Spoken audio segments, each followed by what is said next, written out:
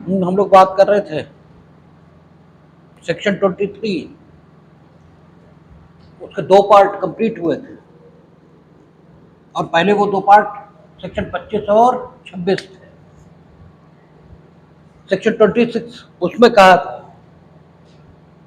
कि अभिरक्षा में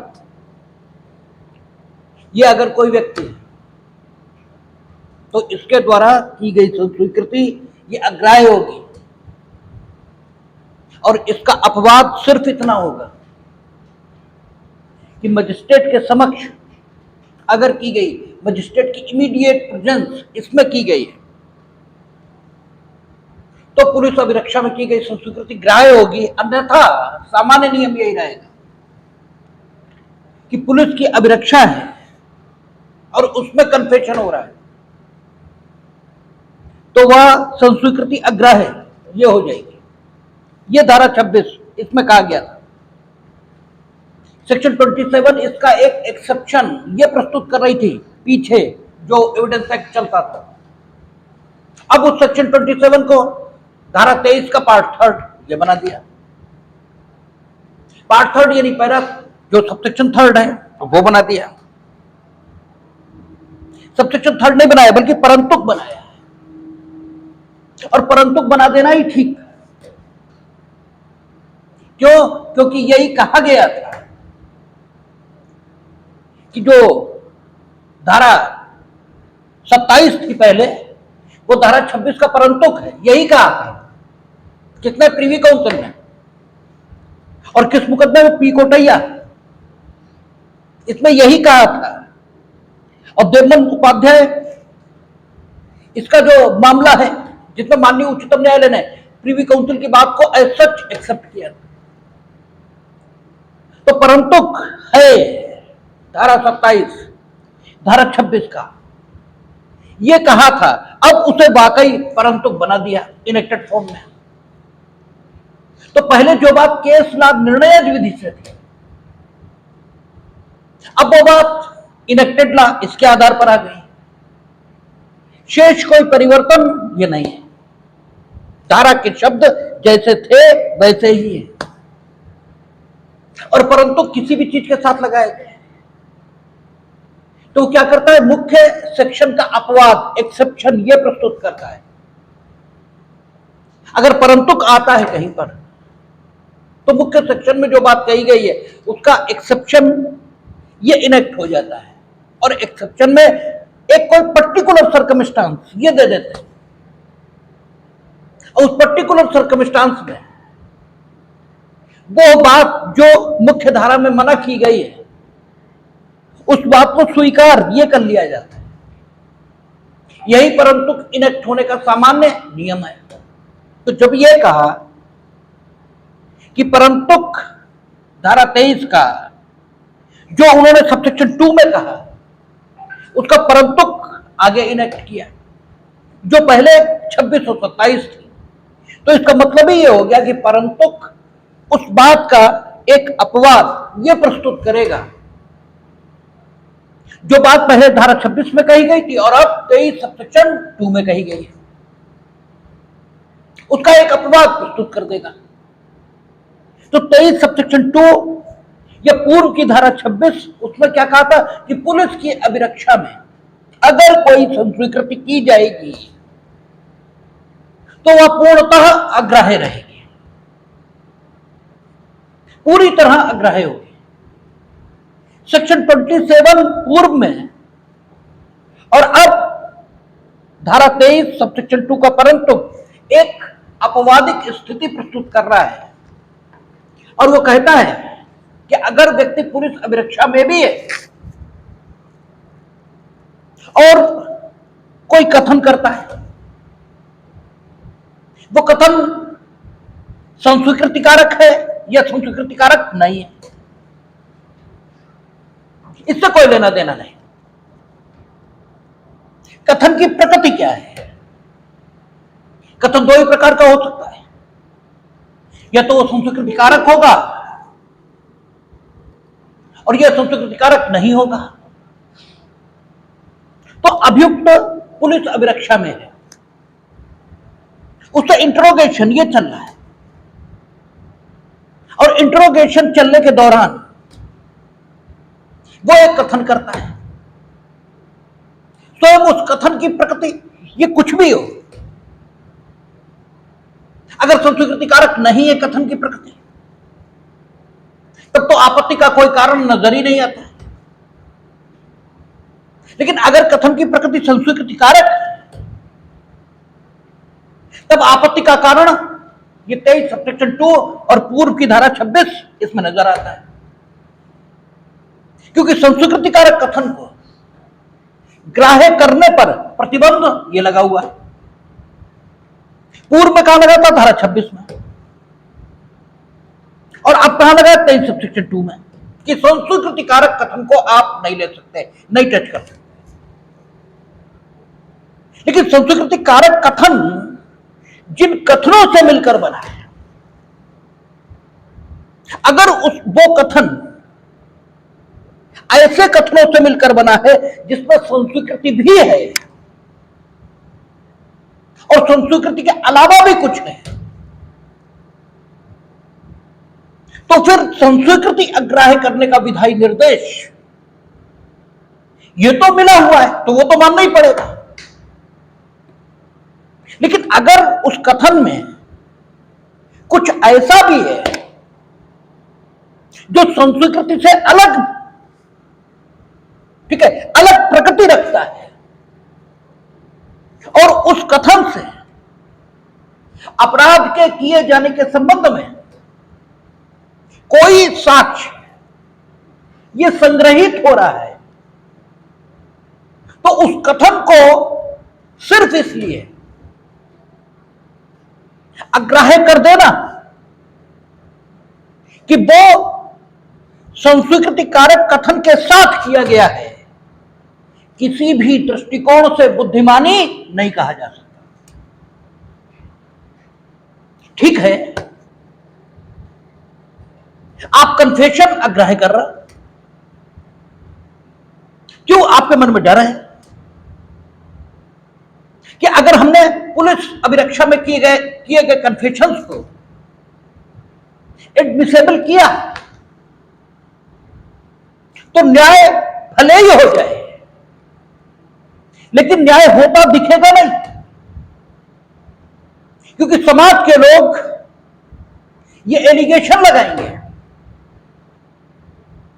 कि न्याय ये नहीं हुआ है, और समाज के लोगों को भ्रमित करना ये बड़ा आसान होता है। क्यों? समाज के लोग कानून नहीं जानते, और ये स्थिति हम लोगों ने केजरीवाल के प्रश्न पर देखी है। एक एक स्टेप ठीक है, लेकिन समाज में जो माहौल बनाया जा रहा है वो ऐसा मानो न्यायालय गलत काम कर रहा है। आप ये कह रहे हैं, कल भी हम समाचार देख रहे थे, क्या कोर्ट ने इस बात को नामंजूर कर दिया कि पंजाब के मुख्यमंत्री इनकी भेंट केजरीवाल से जेल में जो सामान्य मुलाकात का तरीका है उससे अलग हटकर कराई जाए, इस मांग को न्यायालय ने नामंजूर कर दिया, और ठीक किया, क्योंकि ज्यूरिस्प्रूडेंस में हम लोगों ने पढ़ा है कि अधिकार आपको है, लेकिन देखना यह पड़ेगा कि वो अधिकार किस ढंग का है। केजरीवाल या किसी भी कैदी का किसी से भी मुलाकात का जो अधिकार है उसकी प्रकृति विशेषाधिकार की नहीं है, उसकी प्रकृति वैसी है जैसी जेल मैनुअल में दर्ज है। तो आप किसी भी, ठीक है, व्यक्ति से उस प्रकार मिलने की मांग कैसे कर सकते हैं जिस प्रकार से मिलना जेल मैनुअल के मुताबिक अलाउड नहीं है। और अगर आप कहते हैं कि हम चुने हुए मुख्यमंत्री हैं, तो देश में प्रचलित कानून किसी को भी सिर्फ मुख्यमंत्री चुन जाने के कारण कोई विशेषाधिकार नहीं देता। इसलिए न्यायालय अपना काम कर रहा है, उसे जो करना चाहिए वही कर रहा है। लेकिन इसके बाद भी क्या हो रहा है, देश में एक माहौल ये बनाया जा रहा है और उस माहौल के खिलाफ 500 वकीलों ने और अब 100 पूर्व न्यायाधीशों ने चिट्ठी भी लिखी है सीजीआई को कि कुछ किया जाना चाहिए। और आपको कॉन्स्टिट्यूशन पढ़ाया गया है, इट अमाउंट्स टू कंटेम्प्ट। ये कंटेम्प्ट का संज्ञान लेने के लिए ठीक स्थिति है। कारण यह है कि आप जानते हैं कि कंटेम्प्ट ये हर उस काम को कहा जाएगा जो सम्यक न्याय प्रशासन में बाधा उत्पन्न कर रहा है।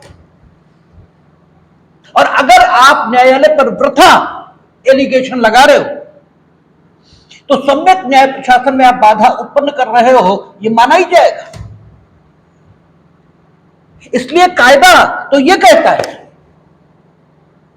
कि ऐसे लोगों के खिलाफ, ऐसे तत्वों के खिलाफ कार्रवाई होनी चाहिए, लेकिन वो सुप्रीम कोर्ट का विषय है।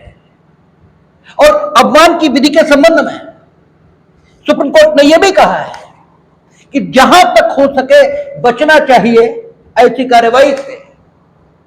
इतनी कठोर कार्रवाई ये एकदम नहीं करनी चाहिए। तो प्रसंगवश हम उस सारी बात का जिक्र कर रहे हैं। तो अगर वो संस्वीकृति जो पुलिस अभिरक्षा में की गई है उसको ग्राह्य करेंगे तो न्याय भले ही हो जाए, भले ही वो संस्वीकृति ठीक हो, क्योंकि पुलिस अभिरक्षा में व्यक्ति झूठा ही बोलेगा, ये कोई गारंटी तो नहीं है। लेकिन अगर पुलिस अभिरक्षा में की गई संस्वीकृति के आधार पर व्यक्ति को दोष सिद्ध किया गया है तो समाज को जो संदेश होगा वो गलत ये भी हो सकता है। और समाज के जो धूर्त व्यक्ति हैं जिनका इस बात में हित है कि न्यायिक प्रक्रिया की शुचिता पर सवाल खड़े करके उसको रोका जाए, वे बड़ी आसानी से न्यायिक प्रक्रिया पर सवाल खड़े कर सकेंगे। इसके अलावा यह भी है कि पुलिस उस पर बहुत विश्वास यह भी नहीं किया जा सकता। इसमें यह जोखिम अंतर्मलित कि निर्दोष ये फंसा दिए जाएंगे संस्वीकृति कारक कथनों को जबरदस्ती हासिल करके। इसलिए पुलिस अभिरक्षा में की गई संस्वीकृति को अग्राह्य करना, यानी पुलिस संस्वीकृति हासिल भी कर ले तो भी अभियोजन को कोई लाभ यह ना हो पाए और निरर्थक काम करना किसी की भी आदत नहीं होती। भाई जिस काम का कोई परिणाम ही नहीं है वो कोई नहीं करता। तो इस ढंग से पुलिस को हतोत्साहित किया गया है और सत्य को ठीक है बढ़ावा यह दिया गया है। क्योंकि अगर आप कहते हो कि अमुक व्यक्ति ने अमुक काम किया है तो आपके पास उस प्रकार का कथन करने का कोई आधार यह होगा। आप कहते हो कि अमुक व्यक्ति ने चोरी की तो आपको कहीं से पता लगा होगा ना, तो जहां से पता लगा उसी को तो साक्ष्य कहते हैं, उसे लाइए ना न्यायालय के समक्ष। आप ये क्यों कहते हो कि इन्होंने स्वीकार किया है कि हम चोरी किए हैं, ये आप काहे कह रहे हो? आपकी अपनी जानकारी क्या है वो न्यायालय के समक्ष क्यों नहीं रख रहे? तो संस्वीकृति भी रखी जा सकती है लेकिन संस्वीकृति से अन्यथा साक्ष्य वो भी तो होगा, वो लाइए ना न्यायालय के समक्ष। तो पुलिस अभिरक्षा में की गई संस्वीकृतियां इन्हें अग्राह्य कर देने का समुचित आधार मौजूद है, इसलिए आपने ग्रह कर दिया, ठीक, कोई दिक्कत नहीं, करना भी चाहिए। लेकिन अगर पुलिस अभिरक्षा में कथन हुआ और वो कथन कई कथनों से मिलकर बना है, जैसा कि आप लोगों ने अंग्रेजी में सिंथेसिस ये पढ़ी होगी, सिंपल, कॉम्प्लेक्स और कंपाउंड, ये 3 प्रकार के सेंटेंसेस आपने देखे। कई सेंटेंस जब हम कंजंक्शन लगाकर जोड़ते हैं तो वो कंपाउंड और कॉम्प्लेक्स सेंटेंस ये बन जाते हैं। अगर जो सेंटेंस किया गया पुलिस अभिरक्षा में, जो कथन किया गया वो कई कथनों से मिलकर बन रहा है,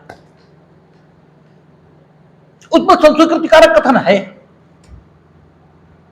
लेकिन संस्कृति कारक कथन से अन्यथा कथन ये भी है, या ऐसा कथन है वो जो संस्कृति कारक कथन है ही नहीं। वो 2 बातें हो सकती, या तो उसने कथन किया वो संस्कृति कारक कथन है ही नहीं, या उसने कथन किया जो ऐसे कथनों से मिलकर बन रहा है जिसमें संस्कृति भी है और संस्कृति से अन्यथा कथन वो भी है। और अन्यथा जो कथन है जो संस्कृति के साथ आया है या स्वतंत्र रूप से किया गया है, यानी संस्कृति के बिना ये किया गया है, उस कथन से अपराध के किए जाने के संबंध में महत्वपूर्ण साक्ष्य यह संकलित हो रहा है। तो आखिर उस कथन को अग्राह्य क्यों किया जाए, उसका तो कोई आधार नजर नहीं आता। भाई एक महत्वपूर्ण तथ्य, इसकी जानकारी हमें हो रही है। अभियुक्त ने एक कथन किया है, वह संस्कृति कारक है ही नहीं, तब तो कोई समस्या है ही नहीं। लेकिन अगर वो संस्कृति कारक भी है लेकिन कंपाउंड सेंटेंस के स्वरूप का है, अर्थात उसमें संस्कृति भी है और संस्कृति से अन्यथा कथन ये भी है, दोनों चीजें हैं, तो संस्कृति के संबंध में धारा 26 प्रतिबंध लगा रही कि वो पुलिस अभिरक्षा में अग्राह्य है और विधायिका की किसी भी बात को इग्नोर नहीं किया जा सकता।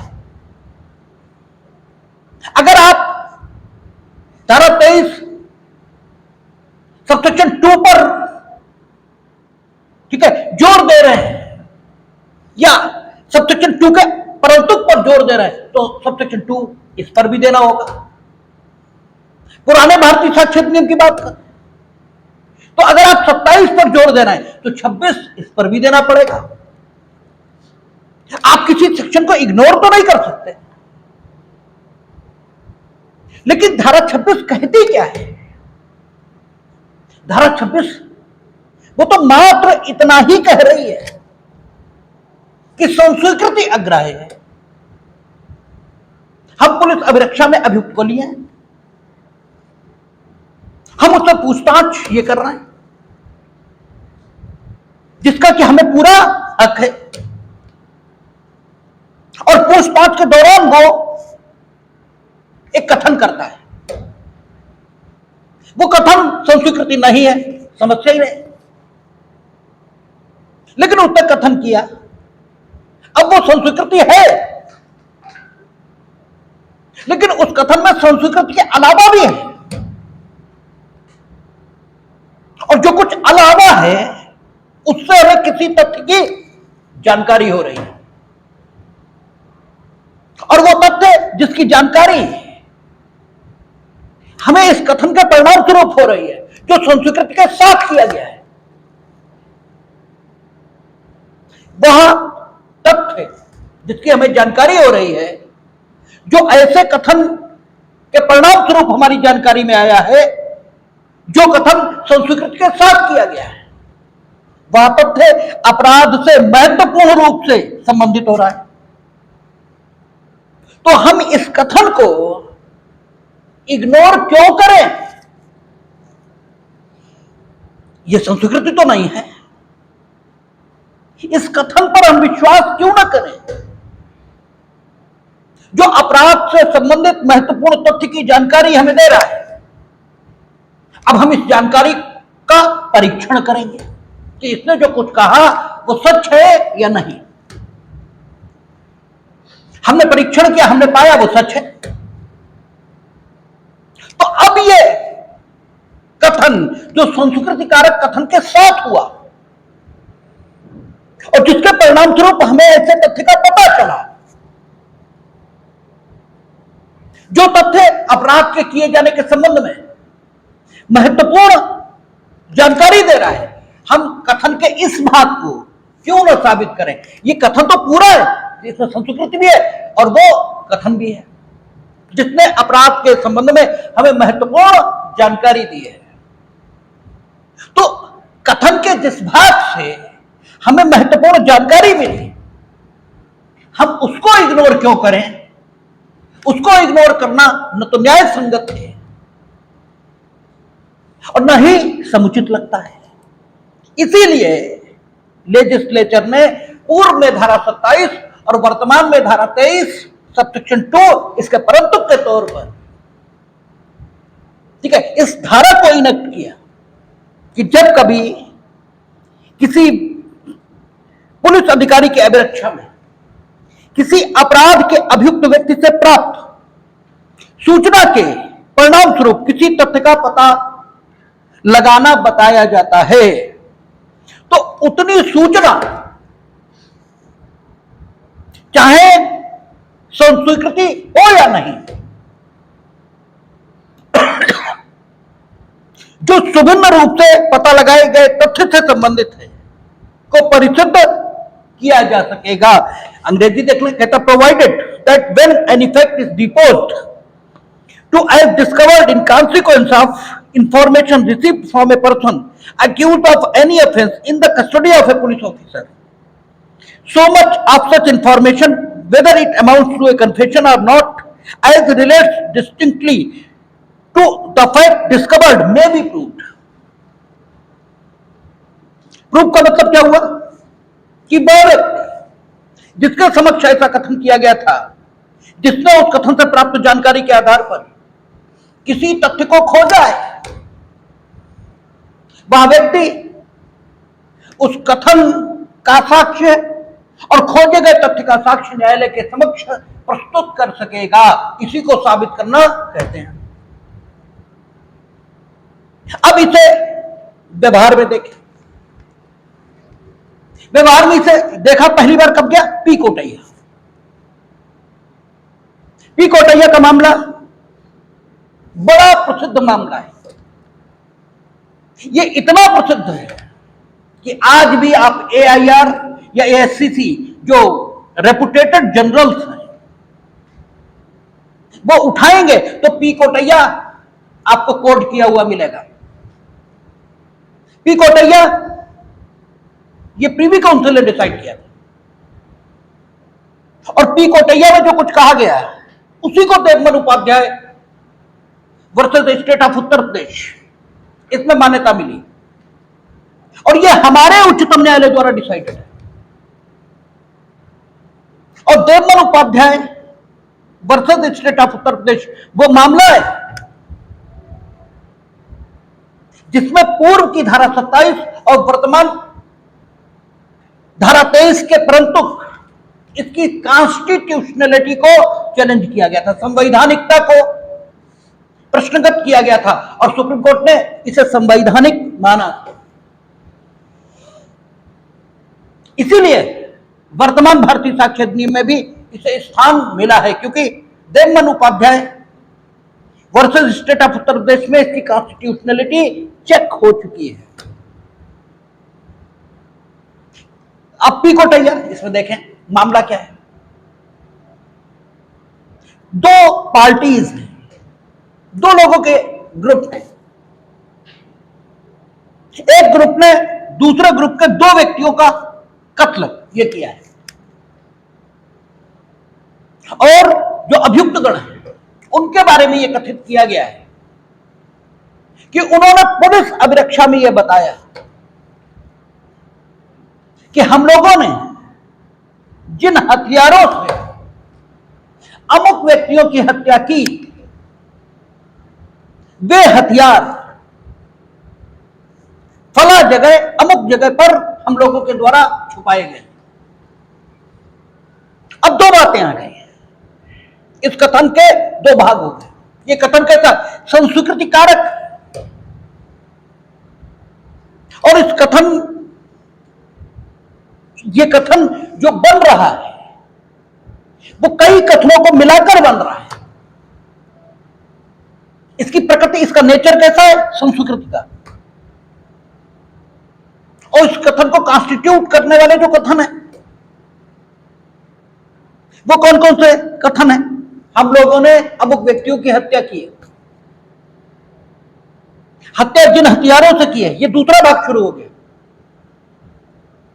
हत्या जिन हथियारों से की है वे अमुक जगह पर छुपाए गए। यानी हम लोगों ने हत्या की है, हत्या जिन हथियारों से की है वे अमुक जगह पर छिपाए गए। हत्या जिन हथियारों से की है वे अमुक जगह पर छिपाए गए। इसके भी दो भाग हैं। एक, हत्या जिन हथियारों से की गई, ये यानी हम ही ने की ना, ये बात आ रही। ये भी संस्कृति का भाग ये प्रतीत हो रहा है, लेकिन वे हथियार वहां पर छिपाए गए हैं, ये भी कहा है।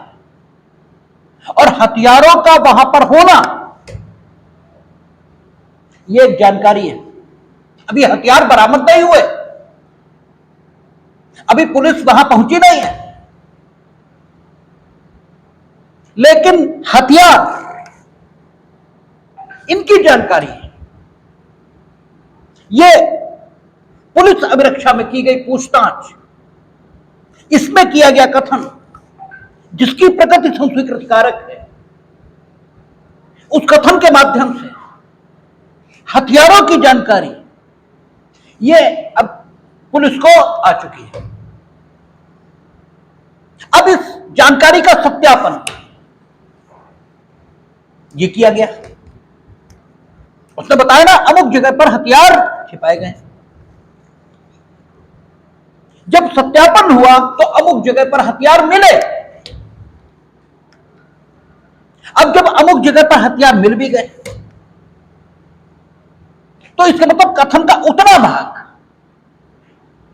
जिससे हथियारों की अवस्थिति, हथियारों की सिचुएशन, इसके बारे में जानकारी मिल रही थी, उसकी सत्यता में अविश्वास करने का कोई कारण ये बचा ही नहीं। कम से कम इतना ये सच है कि हथियार वहां पड़े हैं, ये हथियार वहां रखे गए हैं। तो धारा 27 पूर्व में और वर्तमान में धारा 23 सबसेक्शन 2 का परंतु ये इसकी अनुमति दे रहा है कि जब पुलिस की अभिरक्षा में किसी अपराध के अभियुक्त व्यक्ति से, अब यह महत्वपूर्ण, किसी अपराध के अभियुक्त व्यक्ति से पूछताछ हो रही है, यानी व्यक्ति से पूछताछ चल रही है लेकिन वो अपराध का अभियुक्त नहीं है, ठीक है ना? क्योंकि हम लोग सीआरपीसी की धारा 161 पूर्व की, वर्तमान में बदल गई होगी सेक्शन, लेकिन होंगे जरूर उसमें, ठीक है, ये लिखा हुआ है पूर्व में धारा 161, वर्तमान की भी कोई धारा होगी, उसमें यह लिखा है कि पुलिस ऑफिसर क्या कर सकता है? अपराध के तथ्यों से परिचित प्रतीत होने वाले व्यक्तियों को,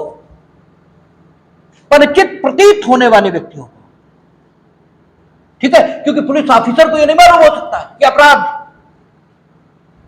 के तथ्यों से परिचित कौन है, क्योंकि ये तो तुम्हारी जानकारी, हमें क्या मालूम। हम तो सिर्फ इतना ही अंदाज कर सकते हैं कि तुम्हें अपराध के तथ्यों की जानकारी होगी, तो उचित शब्द यही हो सकता है।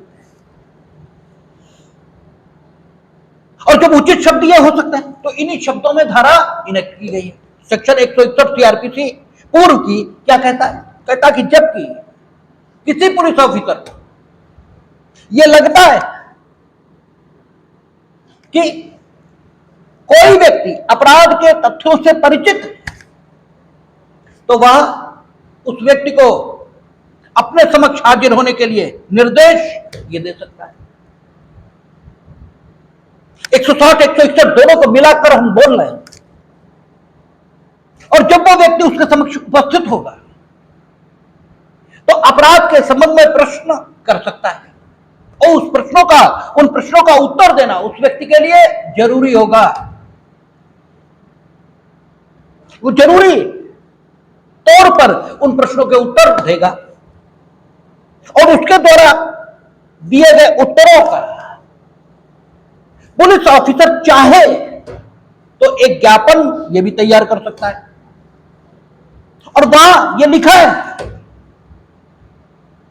कि अगर अभियुक्त व्यक्ति कोई जानकारी देता है और उस जानकारी के आधार पर कुछ पता लगता है और बाद में उस व्यक्ति पर ही उस अपराध को करने का अभियोग ये लग जाता है, तो उस जानकारी का उपयोग ये नहीं किया जा सकता उस व्यक्ति के विरुद्ध जिसे पूछताछ के लिए बुलाया गया था और उससे जानकारी ली गई थी, और उस जानकारी के आधार पर कुछ तथ्यों का पता लग गया। ऐसे व्यक्ति को जिसके बारे में यह लगता था कि अपराध के तथ्यों से परिचित होगा, उसे पुलिस ने बुलाया और बुलाकर उससे पूछताछ ये की, और पूछताछ के दौरान उसने कुछ तथ्यों की जानकारी ये दी, और कालांतर में उस अपराध को करने का अभियोग उसी पर आ गया। तब इस व्यक्ति ने जो जानकारी दी, उस जानकारी के आधार पर जिन तथ्यों का पता चला, उन तथ्यों को इस व्यक्ति के विरुद्ध साबित नहीं किया जाएगा। लेकिन यहां क्या कहा? यहां कहा कि यदि व्यक्ति पुलिस की अभिरक्षा में है और अपराध के अभियुक्त व्यक्ति के तौर पर पुलिस अभिरक्षा में, कहता है ठीक है, किसी व्यक्ति द्वारा पुलिस ऑफिसर के परंतु किसी पुलिस अधिकारी के अभिरक्षा में किसी अपराध के अभियुक्त व्यक्ति से, यहां अपराध के अभियुक्त व्यक्ति कहा है, और वहां अपराध का अभियुक्त नहीं है, वो उसे सिंपली आहूत किया गया है। अभियुक्त तो बाद में हुआ और उससे जानकारी मिली, उस जानकारी के आधार पर तथ्यों का पता चला और बाद में वही अपराध का अभियुक्त हो गया, तो उस जानकारी को इसके विरुद्ध साबित नहीं किया जाएगा। और यहां स्थिति बदल गई है, बिल्कुल उल्टी स्थिति है। यहां अपराध का अभियुक्त है, पुलिस अभिरक्षा में है, पूछताछ हो रही है, उसने एक कथन किया है, वो कथन चाहे संस्कृति कारक हो चाहे न हो, उस कथन में कुछ कथन है, उस कथन के कोई भाग हैं, और उस भाग के ध्यान में लिए जाने पर कुछ तथ्यों का पता लग रहा है, और जब पता लगे हुए तथ्यों का सत्यापन किया जा रहा है, तो वो तथ्य जो पता लगे वे सच पाए जा रहे हैं, तो फिर ये जो जानकारी है जिसके परिणाम स्वरूप तथ्यों का पता लगा और जिसका सत्यापन करने पर तथ्य सत्य पाए गए, ये जानकारी जिस कथन से मिली उस कथन को न्यायालय में साबित किया जाएगा, भले ही वो कथन जिससे जानकारी मिली वो ऐसे कथन के साथ आया है जो संस्वीकृतिकारक है, लेकिन उस कथन के उस भाग को साबित करेंगे, संस्वीकृति को नहीं करेंगे। ये सही है, क्योंकि संस्वीकृति को साबित करने से रोका गया है पीछे, लेकिन इसको साबित करेंगे, यानी वहां साबित नहीं करेंगे और यहां साबित करेंगे। फर्क क्या है? फर्क यह है कि वहां जिसने जानकारी दी थी, जानकारी देते समय वो अपराध का अभियुक्त नहीं था, और यहां जिसने जानकारी दी है तो उस समय वो जानकारी देते समय अपराध का अभियुक्त है। इसे मनमाना बताया गया था। किसमें? देवमन उपाध्याय। सुप्रीम कोर्ट में इसी आधार पर कॉन्स्टिट्यूशनलिटी चैलेंज हुई थी। कॉन्स्टिट्यूशनलिटी जो चैलेंज हुई थी वो इसी आधार पर चैलेंज हुई थी। ये कहा गया था मनमानापन है कायदे में। यहां भी अभियुक्त व्यक्ति से प्राप्त जानकारी के आधार पर जिन तथ्यों का पता चला है उन्हें अभियुक्त व्यक्ति के विरुद्ध साबित करने की अनुज्ञा ये नहीं मिलनी चाहिए, लेकिन चूंकि विधायिका ने दी है, ठीक है, इसलिए इस धारा को अनकॉन्स्टिट्यूशनल घोषित कर देना चाहिए, क्योंकि ये मनमानापन है। वहां क्यों नहीं दे रहे? अरे व्यक्ति तो सेम ही है, और यहां काहे दे रहे हो भाई? वहां आप कह रहे हो कि वो अपराध का अभियुक्त नहीं है, हमने उसको पूछताछ के लिए बुलाया, उसने कुछ हमें बताया, उससे हमें कुछ तथ्यों की जानकारी मिली, हमने जानकारी का सत्यापन किया, पता यह लगा कि जानकारी सच है, और बाद में उस अपराध को करने का अभियोग इसी पर आ गया। तो आप कहते हो कि वो जानकारी जो इसने दी थी आपको और जिनके आधार पर आपने तथ्यों का पता लगाया था, वे तथ्य आप इसके खिलाफ साबित नहीं करोगे। किसी कारण से कहते होगे आप ऐसा, आप किन्हीं कारणों से ही तो ऐसा कह रहे होगे, और कारण संभवतः यही होंगे कि हो सकता है जानकारी मारपीट कर पूछी गई हो, यही तो कारण होंगे। तो जब वही व्यक्ति अपराध के अभियुक्त व्यक्ति के तौर पर कस्टडी में आ गया और उसने एक कथन किया, उस कथन के परिणाम स्वरूप आपको कोई जानकारी मिली, उस जानकारी का सत्यापन करने पर कुछ तथ्य सामने आ गए, तो आप इसको इसके खिलाफ साबित क्यों कर रहे हो? क्योंकि जो डर वहां है वही डर तो यहां है। ये मनमानापन नहीं तो क्या है? इसलिए यहां भी इसको स्वीकार नहीं किया जाना चाहिए। ये देवमन उपाध्याय में कहा था, ठीक है, देवमन उपाध्याय के वकीलों ने। देवमन उपाध्याय दोष सिद्ध हुआ था नीचे से। फैक्ट क्या थे? फैक्ट ये थे कि उसकी शादी दुलारी नाम की लड़की से हुई थी, और दुलारी की जो चाची थी उन्होंने अपनी जमीन का कुछ हिस्सा ये देवमन को दिया था। देवमन और उसके चाचा उसकी चाची की, अपनी मतलब देवमन की पत्नी की चाची की सारी जमीन बेच देना चाहते थे। उनकी चाची ने विरोध किया था, चाची मरी पाई गई। देवमन उपाध्याय गिरफ्तार हुआ। गिरफ्तार होने के बाद देवमन उपाध्याय से पूछताछ की गई। उसने ये बताया पूछताछ में, अभिरक्षा में लेकर देवमन उपाध्याय पर अभियोग लगा और अपराध के अभियुक्त व्यक्ति के तौर पर उसे कस्टडी में लिया गया। और कस्टडी में उसने ये कहा कि हमने हत्या की है, और हत्या जिस गंडासे से की है वो तालाब में डाला गया है।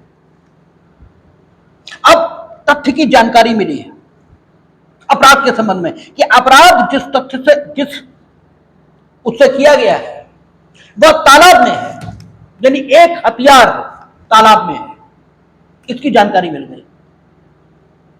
ठीक है, देवमन उपाध्याय को ले जाया गया, तालाब से उसने गंडासा निकालकर दिया। अब अपराध से संबंधित जो चिकित्सीय साक्ष्य है वो ये बता रहा है कि मृतका के शरीर पर जो घाव हैं वे गंडासे के हो सकते हैं। ठीक है, अब देवमन उपाध्याय ने जो कहा वो संस्वीकृतिकारक कथन है। संस्वीकृति आप विचार में नहीं ले सकते, ये धारा 26 कह रही है कि संस्वीकृति आप विचार में नहीं ले सकते, लेकिन पूर्व में धारा 27 और वर्तमान में परंतु यह कह रहा है कि अगर कथन से कोई जानकारी मिल रही है तो जानकारी मिली कि गंडासा वाला जगह है, ये जानकारी मिली। ये जानकारी किस कथन से आ रही है, वो भी संस्कृतिकारक कथन का भाग है। ठीक है, तो ये जानकारी जिस कथन से आ रही है कि गंडासा तालाब में है, इससे ही तो आ रही है जानकारी। ये जानकारी किस कथन से आ रही, गंडासा तालाब में है, इस कथन से आ रही है जानकारी। और ये कथन स्वयं में संस्वीकृति नहीं है कि गंडासा तालाब में है। जब सत्यापन कराया गया तो गंडासा तालाब में है। और अन्य जो साक्ष्य यह है कि एक दिन पहले लड़ाई हुई है, किसकी, देवमन की अपनी पत्नी के चाची से। इसे तालाब की ओर जाते देखा गया है। ठीक है, प्रश्नगत हत्या जिस समय की जानी बताई गई है उसके कुछ देर बाद वहां इसे नहाते देखा गया है, वहां से भागते देखा गया है। और जो मृतका के शरीर पर घाव हैं वे गंडासे के हो सकते हैं। और गंडासा ये देवमन उपाध्याय द्वारा दी गई जानकारी के मुताबिक बरामद हुआ है, तो हम संस्वीकृति को हटा देते हैं। लेकिन गंडासा की वहां पर स्थिति ये देवमन उपाध्याय को कैसे पता है? भाई वहां तालाब में है गंडासा, ये जानकारी आपको कैसे? तो कुल मिलाकर जो अन्य साक्ष्य अवेलेबल है, संस्वीकृति नहीं लेंगे हम विचार में, संस्वीकृति नहीं लेंगे, उसे हटा देंगे। लेकिन फिर भी ये जो गंडासा मिलने का तथ्य है ये देवमन उपाध्याय के विरुद्ध महत्वपूर्ण ढंग से साबित हो गया। अब अगर किसी ढंग से गंडासे को हटा दें, ठीक है, तो अभियोजन को जबरदस्त नुकसान होगा। फिर जो साक्ष्य बचेगा वो साक्ष्य क्या बचेगा कि झगड़ा हुआ था, बहुत लोगों का होता रहता है। ठीक है, तालाब की ओर गया तो नहाए तो, क्योंकि आपको कहा गया कि आप सुसंगत तथ्यों से मामले को साबित करेंगे या विवादित तथ्यों से। लेकिन अगर सुसंगत तथ्यों से साबित करेंगे तो चेन इतनी कंप्लीट होनी चाहिए कि कोई संदेह ना बचे कि अभियुक्त के द्वारा ही अपराध किया गया। तो अगर गंडासा हट जाए तो काम बन जाएगा। इसीलिए कॉन्स्टिट्यूशनलिटी चैलेंज कर दी गई देवमन उपाध्याय वकीलों के द्वारा सुप्रीम कोर्ट के समक्ष। और यह कहा गया कि धारा 27 मनमानी है, क्योंकि जब देवमन उपाध्याय गए तब तो धारा 27 ही है, आज है 23 का, परंतु यह कहा गया अनकॉन्स्टिट्यूशनल है। क्यों अनकॉन्स्टिट्यूशनल है? इसलिए है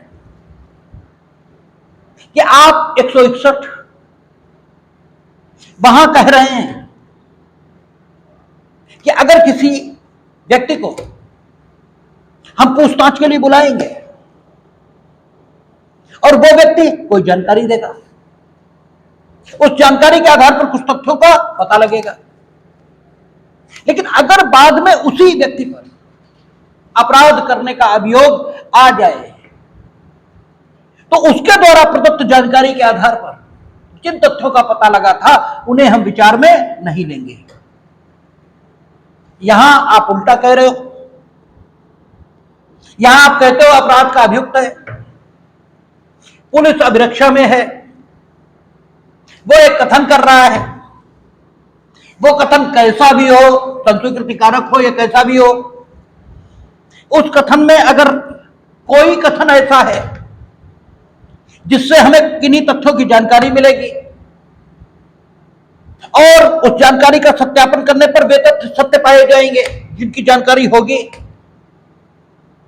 तो उन तथ्यों को जो उसी के द्वारा प्रदत्त जानकारी के आधार पर खोजे गए हैं उनको उसके विरुद्ध साबित करेंगे हम, ये कह रहे हो आप। और इसी आधार पर आपने देवमन उपाध्याय द्वारा दी गई जानकारी के आधार पर खोजे गए गंडासे को उसके विरुद्ध साक्ष्य में प्रस्तुत किया है और ये कहा है कि अन्य साक्ष्य से और कत्ल के हथियार के रूप में गंडासा ये प्रयुक्त हो सकता है, ऐसा चिकित्सीय साक्ष्य से आया है। और गंडासा ही तालाब के अंदर से देवमन उपाध्याय ने निकाल कर दिया है। तो तालाब के अंदर पड़े गंडासे की जानकारी आखिर देवमन उपाध्याय को कैसे थी, इस बात का कोई स्पष्टीकरण देवमन उपाध्याय की ओर से नहीं है और अन्य साक्ष्य से उसका दोषी होना दिखाई दे रहा है। ये तथ्य सारे कुल मिलाकर देवमन उपाध्याय को दोषी साबित करते हैं, यही तो आपका मामला है। तो देवमन उपाध्याय के वकील कह रहे हैं कि आपने हमारे द्वारा दी गई जानकारी हमारे विरुद्ध प्रयुक्त की है, जबकि 161 में आप ऐसा नहीं करते। तो 161 में जिन कारणों से आप ऐसा नहीं करते उन्हीं कारणों से आपको यहां भी इस जानकारी को हमारे विरुद्ध प्रयुक्त नहीं करना चाहिए। आप यहां क्यों प्रयोग कर रहे हो और कर रहे हो तो मनमाना है, ये मनमानापन है। न्यायालय का बिल्कुल नहीं है मनमानापन। उन्होंने कहा यह वर्गीकरण युक्ति संगत है और ठीक ढंग से इस वर्गीकरण को किया गया है। आपको मालूम है अनुच्छेद 14 में वर्गीकरण हो सकता है, अंतरक ठीक होना चाहिए। तो उनका वो व्यक्ति जिस पर अपराध का अभियोग नहीं है, यानी जो अभियुक्त की संस्थिति में नहीं है, अपराध के तथ्यों से परिचित प्रतीत होता है, उसे हम बुलाए रहे हैं, ठीक है, उसे अन्वेषण अधिकारी ये बुला रहा है इन्वेस्टिगेशन के प्रयोजनों से। अगर हम इस व्यक्ति को सुरक्षा नहीं देंगे तो होगा क्या, यह हमें कुछ भी नहीं बताएगा। भाई हर व्यक्ति जिसे अन्वेषण अधिकारी पूछताछ के लिए बुलाएगा वो ऐसा तो नहीं होगा कि अंत में अपराध का अभियोग उसी के सिर आ जाए। ऐसा तो एक आध मामलों में होगा, ऐसा तो एक आध मामलों में होगा कि बाद में उसी पर अपराध का अभियोग आ जाए, ठीक है। तो अगर हम उस जानकारी को इस धारा के मुताबिक, इसी धारा के मुताबिक नहीं बल्कि इसी धारा की तरह ग्राह्य करना शुरू कर दें तो कोई हमें फिर कुछ बताएगा ही नहीं। हम जैसे पूछेंगे, क्योंकि हम तो अपराध के तथ्यों से परिचित प्रतीत होने वाले व्यक्ति को बुला रहे हैं, वो सीधे सीधे कहेगा हमें कुछ मालूम ही नहीं। भाई मारपीट किसी भी गवाह के साथ ये एक नंबर पे थोड़ा की जा सकती है, ठीक है, वो सीधे कहेगा हमें कुछ मालूम ही नहीं, क्योंकि उसे मालूम है कि हमने कुछ बताया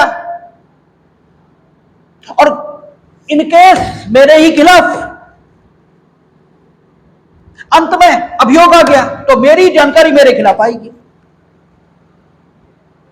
और भले ही इसने अपराध किया या नहीं किया तो दीगर प्रश्न हो जाएगा। निर्दोष भी डरेगा, निर्दोष भी अपराध के बारे में उसे जो कुछ पता होगा वो भी नहीं बताएगा, कोई कुछ बताएगा ही नहीं। और फिर अन्वेषण अधिकारी के लिए आगे बढ़ पाना बहुत कठिन होगा। और अभियुक्त कब बनेंगे आप? पुलिस अभिरक्षा में आप अभियुक्त कब बनेंगे, और वो भी पुलिस अभिरक्षा में आए हुए अभियुक्त कब बनेंगे? जब इत्तिला की विश्वसनीयता साबित हो चुकी होगी। अरे भाई पुलिस ने आपको गिरफ्तार किया, कब करेगी गिरफ्तारी पुलिस? पुलिस गिरफ्तार कब करेगी? धारा 41 सीआरपी। आपके विरुद्ध साक्ष्य मिल चुका होगा। प्रथम दृष्टया आपकी अलिप्तता अपराध में साबित हो चुकी होगी। गिरफ्तारी आवश्यक समझी होगी पुलिस ने, तभी तो 157 में करेगा गिरफ्तार। पूर्व की सीआरपीसी के सेक्शन में कोट कर रहा हूं। तो आपकी स्थिति और उसकी स्थिति बराबर कहां है? ठीक है, आपके विरुद्ध प्रथम दृष्टया साक्ष्य मिल चुका है, आप अभियुक्त हैं, इसलिए आपके द्वारा दी गई जानकारी उस जानकारी को सपोर्ट कर रही है जिस जानकारी के आ जाने पर आपको गिरफ्तार किया गया था। ठीक है ना? तो आपकी स्थिति डिफरेंट है, इसलिए आपके विरुद्ध सुरक्षित रूप से इन कथनों को ग्राह्य किया जा सकता है। तो देवमन उपाध्याय ने इसको कॉन्स्टिट्यूशनल माना था, लेकिन देवमन उपाध्याय से पहले पी कोटैया डिसाइड हुआ प्रीवी काउंसिल में। और पी कोटैया हम जैसा बता रहे थे, पी कोटैया में क्या है, दो दल है लोगों के, उनमें से एक दल के लोगों ने एक दल के साथ मारपीट और हत्या ये किए। दो व्यक्तियों का कत्ल हुआ है। क्या हुआ है? पुलिस अन्वेषण में, पुलिस अभिरक्षा में अपराध के अभियुक्त व्यक्तियों ने यह कथन किया कि अपराध में जिन हथियारों का प्रयोग हमने किया, जिन हथियारों से हमने अमुक व्यक्तियों की हत्या की, वे अमुक स्थान पर हैं और अमुक स्थान पर उन हथियारों की बरामदगी हो गई। और इसके बाद सारे अभियुक्तों को न्यायालय ने दोषी सिद्ध किया। न्यायालय के पास अन्य कोई साक्ष्य नहीं था, यह कथन ही था कि हम लोगों ने मारा है, हम लोगों ने मारा है और जिन हथियारों से मारा वे अमुक स्थान पर रखे हैं और अमुक स्थान से उन हथियारों की बरामदगी हो गई। मद्रास उच्च न्यायालय ने सारे अभियुक्तों को दोष सिद्ध किया, कुछ को फांसी दी और कुछ को उम्र कैद, लेकिन कथन पूरा ग्राह्य कर लिया, यानी धारा 26 का ध्यान नहीं रखा। धारा 26 कहती है संस्वीकृति कारक कथन नहीं होगा, पुलिस अभिरक्षा में की गई संस्वीकृति ग्राह्य नहीं। हां, धारा 27 जरूर यह कहती थी कि कथन का उतना भाग जिससे नए तथ्य का पता चला है उसको ग्राह्य किया जा सकता है। ठीक है, यह धारा 27 जरूर कहती है। और ऐसा कोई इंडिकेशन ये कानून में नहीं है कि धारा 26 ज्यादा महत्व की है या धारा 27 में, ऐसा कोई इंडिकेशन तो है नहीं। ये तो कहा नहीं कि धारा 26 में किसी बात के होते हुए या धारा 27 में किसी बात के होते हुए इस प्रकार के शब्दों का प्रयोग यहां नहीं हुआ। इस प्रकार के शब्दों का अगर प्रयोग होता तो डेफिनेटली विधायी मंशा हमें पता लग जाती है कि विधायिका किस सेक्शन को ज्यादा महत्व देना चाहती है। ऐसे किसी शब्द का प्रयोग हुआ ही नहीं। जब हुआ ही नहीं तो इसका मतलब दोनों धाराएं समान महत्व की। धारा 26 का ध्यान यह भी रखा जाना चाहिए और धारा 27 का ध्यान यह भी रखा जाना चाहिए। जबकि मद्रास उच्च न्यायालय ने क्या किया, पूरा कथन ग्राह्य कर लिया कि हमने मारा, ये तो कन्फेशन है, और जिन हथियारों से मारा वे हथियार फला जगह है। क्योंकि मद्रास उच्च न्यायालय का कहना था कि अगर कथन में से संस्वीकृति हटा दें तो खाली वे हथियार उस स्थान पर हैं, केवल इतना ही तो बचता है, और फिर यह किसी मूल्य का कथन है ही नहीं। तो निरर्थक कथन को ग्राह्य करने का विधायी निर्देश यह धारा 27 में नहीं हो सकता, क्योंकि विधायिका हर काम सचेतन करती है, विधायिका कोई भी काम बेकार में नहीं करती, तो फिर इस कथन का कोई मूल्य नहीं बचता। इसलिए पूरा कथन यही ग्राह्य किया जाना ठीक दिखता है, और इस तर्क के आधार पर मद्रास उच्च न्यायालय ने पूरे कथन को ग्राह्य कर लिया। मामला प्रीवी काउंसिल अपील में गया। प्रीवी काउंसिल ने कहा कि उच्च न्यायालय ने गलत किया है, क्योंकि आप अपने मन से कानून का उल्लंघन नहीं कर सकते। आप ये नहीं कह सकते कि अगर हम संस्वीकृति कारक कथन हटा दें तो सिर्फ जो कथन शेष बचता है वो कथन इतना है कि हथियार अमुक जगह पर है। उन हथियारों को प्रश्नगत अपराध से कैसे जोड़ा जाए, केवल इतना कथन ही तो बचा अगर संस्वीकृति हटा दें, और इस कथन का कोई मूल्य नहीं हो सकता। यह निरर्थक कथन है, और निरर्थक काम करने के लिए विधायिका ने कहा नहीं होगा, यह आपके मन की कल्पना है। आप अपने मन से यह सारा कुछ अवधारित नहीं कर सकते। ठीक है, प्रीवी काउंसिल ने कहा आपने मामले को ठीक से समझा ही नहीं। आपको दोनों धाराओं को महत्व देना चाहिए। जब धारा 26 कहती है कि पुलिस अभिरक्षा में की गई संस्वीकृति अग्राह्य, जब धारा 26 ने एक बात कह दी, और धारा 27 ये कहती है कि पुलिस अभिरक्षा में अपराध के अभियुक्त व्यक्ति के द्वारा अगर कोई जानकारी दी गई है, तो वो जानकारी जिस कथन से आ रही है वो कथन भले ही संस्वीकृति का भाग है, फिर भी उसमें से उतना भाग जितना जानकारी से संबंधित है साबित किया जाएगा। तो आप उतना ही करिए। आप संस्वीकृति कैसे ले लेंगे विचार में? फिर धारा 26 वो तो बेकार ही हो गई। इसीलिए प्रीवी काउंसिल ने कहा कि 27-26 का अपवाद प्रस्तुत कर रही है कि पूरा कथन ग्राह्य नो डाउट नहीं होगा, लेकिन फिर भी उसका उतना भाग जरूर ग्राह्य हो जाएगा जिससे नए तथ्यों का पता लग रहा है। और उनका इसका उपयोग यह है कि आपको और साक्ष्य संकलित करना चाहिए, ठीक है, जो अभियुक्त के दोष को स्थापित करता हो।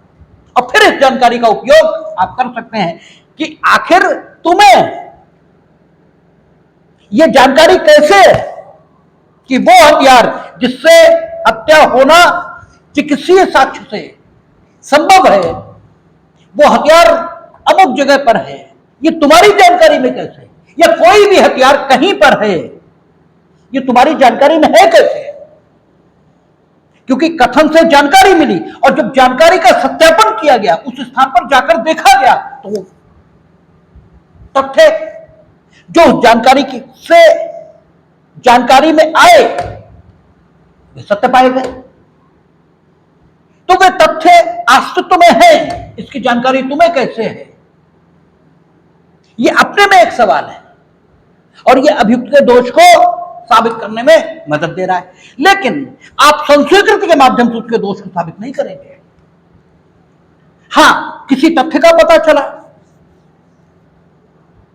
कि अमुक जगह पर हथियार, अमुक जगह पर अभियुक्त पर चोरी का आरोप है, उसने बताया चुराई गई चीजें हमने वहां रखी। वहां गए तो वे ही चीजें जिनके चुराए जाने, ठीक है, जिनके चुराए जाने के बाबत अन्वेषण चल रहा है, वे चीजें वहां मिल गई। हालांकि उन चीजों पर कोई नाम नहीं लिखा होगा कि वे चुराई गई चीजें, लेकिन बताया गया शर्ट काले रंग की चुराई गई, काले रंग की शर्ट वहां मिली। ठीक है, तो जिन चीजों की चोरी बताई गई वैसी ही चीजें आपके प्राप्त जानकारी के आधार पर बरामद हो गई, और आपको चोरी के स्थान में लोगों ने जाते देखा, वहां से निकलते, तो आपका दोष तो अन्य साक्ष्य से साबित हो रहा, और आपसे प्राप्त जानकारी आपके दोष को और अधिक स्पष्ट कर रही है। तो प्रीवी काउंसिल ने पी कोटैया के मामले में नीचे के निर्णय को गलत बताया, और यह कहा आपने पूरा कथन जो ग्राह्य किया ये गलत है, यह नहीं हो सकता। क्यों? क्योंकि 26 मना कर रही है। अब 26 और 27 दोनों कहां आ गई? धारा 23 में। अब तो 25, 26, 27 तीनों धारा 23 में आ गई। 25(1) वो 23(1) 25 बन गई, 23(2) 26 बन गई। और क्योंकि प्रिवी काउंसिल ने कहा था कि परंतुक है, तो परंतुक के रूप में धारा 27 को रख दिया। बात वही की वही है। ठीक है, आपसे दो प्रश्न होते हैं जो पूर्व में होते चले आए। अब प्रश्न का ढंग क्या होगा हम नहीं बता सकते, लेकिन पूर्व में जो प्रश्न पूछे जाते थे वो ये कि धारा 27 की संवैधानिकता ये किस मुकदमे में तय हुई थी? तो Devman Upadhyay versus state of Uttar Pradesh. और धारा 27 26 का अपवाद है और 25 का अपवाद भी कही गई है। क्यों? पुलिस ऑफिसर के समक्ष की गई संस्वीकृति वो भी एक राय है, लेकिन यहां पर पुलिस अभिरक्षा में है तो पुलिस ऑफिसर के समक्ष हो रही है। लेकिन फिर भी उसका उतना भाग जितना नए तथ्य को, ठीक है, जानकारी में ला रहा है पुलिस ऑफिसर की, और जिसे सत्यापित करने पर वो सत्य पाया जा रहा है, उतना भाग कथन का ग्राह्य करने का निर्देश ये मिला है। तो ये 25 और 26 का एक अपवाद प्रस्तुत कर देती है। ये किसमें कहा था? पी कोटैया। अब आपका 26 और 27 23 सबसेक्शन 2 और उसका परंतुक बन गए। तो सवाल का प्रारूप और सवाल का तरीका क्या होगा ये हम नहीं बता सकते, लेकिन पूछा जाता भी रहा है और पूछा जाएगा भी। तो ये आपका 23 हुआ। और पुराने एविडेंस एक्ट का 26 और 27 25, 26, 27 हुआ।